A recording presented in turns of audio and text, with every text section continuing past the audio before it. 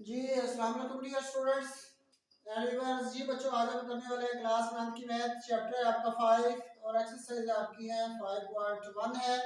और जो question number जो आपके पास 2 है, जिसमें जो होते हैं सवाल दिए गए हैं आपके शॉर्ट क्वेश्चन है, जिनको आपने हल करना है बजरिया तजी इन फैक्टराइजेशन के तरीके से आपने जो होता है हल करना है। तो बच्चों, तजी का जो होता है असूल असूल नंबर 1 ये है कि आप जिनके पास जितनी रकमें भी है उनमें कॉमन चेक कर लें, मुश्तरक चेक कर लें।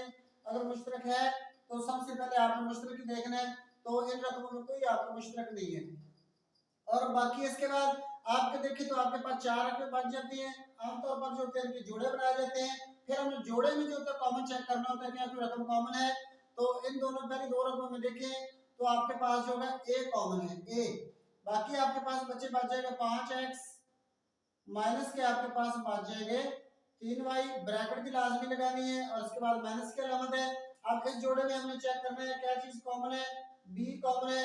बाकी आपके पास बच जाएगा जी 5x और ब्रैकेट के बाद अगर माइनस की अलामत हो तो अंदर वाली अलामत बी बदल दी जाती है, इसको भी हम माइनस लिखेंगे।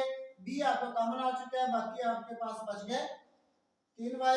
तो बच्चों, अक्सर ये सवाल जो होते हैं बगैर प्रैक्टिस के हल तो हो जाते हैं। तो बड़ा आसान तरीका है कि अगर ब्रैकेट के अंदर आपकी एक जैसी रकमें आ जाएं तो आपका आंसर जो होता है आप यानी बिल्कुल ठीक जा रहे हैं। देखिए 5x माइनस 3y इस ब्रैकेट के अंदर और इस ब्रैकेट के अंदर भी आपके पास 5x माइनस 3y है। अलामतें भी एक जैसी होनी चाहिए और काम भी आपके एक जैसे होने चाहिए, तो आप बिल्कुल ठीक जा रहे हैं। तो इन दोनों में जो रकमों में आपके पास मुश्तरक आ जाएगा 5x माइनस के 3y, ये आपका कॉमन आ गया।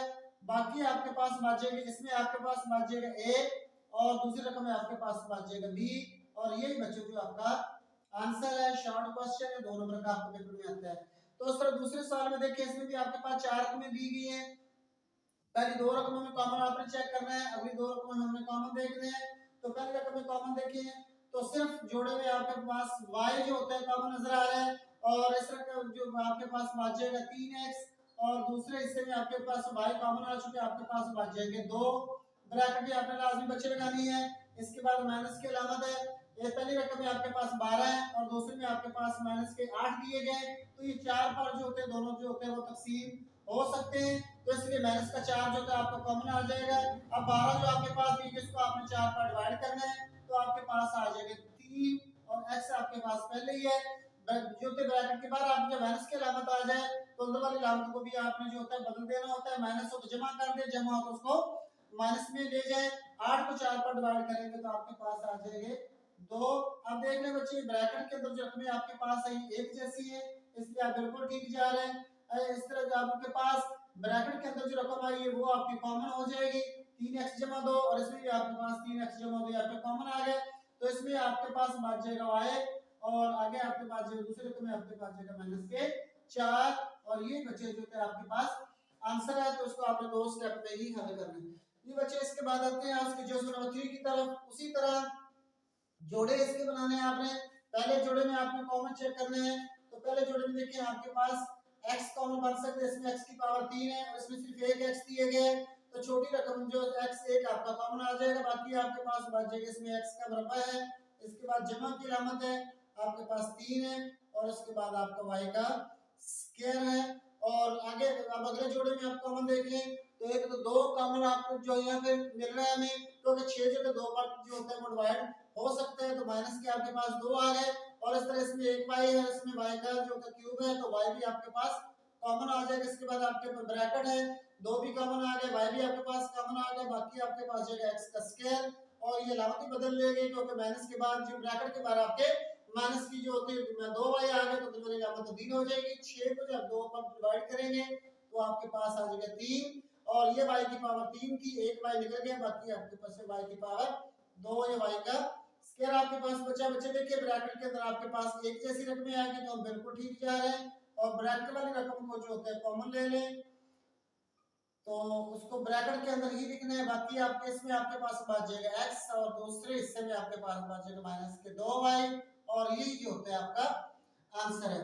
जी बच्चों, अब हम चलते हैं इसके चौथे जोड़ की तरफ। तो चौथा जोड़ देखें तीनों में से किसी के साथ नहीं मिलता, तो ये जरा डिफरेंट स्टेप है। तो बाहर जो होते z दिए गए हैं, इसको पहले मल्टीप्लाई कर लें तो आपके पास आ जाएगा x का स्क्वायर z। z को जब y से मल्टीप्लाई करेंगे तो आपके पास आ जाएगा y का स्क्वायर z। और इसके बाद प्लस की अलामत दी गई है। एक्स को वाई स्क्वायर से मल्टीप्लाई कर दें तो आपके पास आ जाएगा एक्स वाई का स्क्वायर एक्स, और इस तरह आपके पास आगे आ जाएगी जेड का स्क्वायर एक्स। तो ये तो अब बच्चे आपके पास चार रकमें बन गई है, लेकिन इस तरह के जो सवाल होते हैं उसमें आपको जो होता है तरतीब देना पड़ता है। तो तरतीब जो होता है, आम तरतीब जो होती है, इसके साथ ये आपका पहला और इसके साथ जो होता है इसको लिया जाता है, और इसके बाद ये आपकी और इसके बाद आपकी ये रकम आती है। तो ये एक तरतीब, यानी पहली रकम को आपने लिखना है इसके साथ ये दो नंबर जो मैंने लिखे हैं, ये पहले नंबर का मतलब है कि मैंने पहले ये रकम लिखनी है एक्स का स्क्वायर और आपके पास जेड है।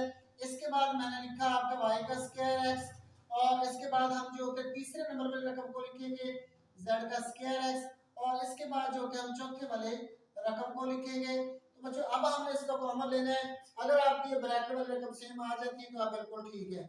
तो इस जोड़े में कॉमन चेक करते हैं और इस जोड़े में जो है हम कॉमन चेक करते हैं। तो इस जोड़े में अगर देखा जाए तो आपके पास कॉमन आ जाएगा जी x कॉमन आ जाएगा, बाकी आपके पास बच गया xz, और इसके बाद प्लस की सिंबल है x गया, तो आपके पास इसमें बच गया आपका y का स्क्वायर, ब्रैकेट भी लगानी है। इसके बाद आपके माइनस की अलामत है।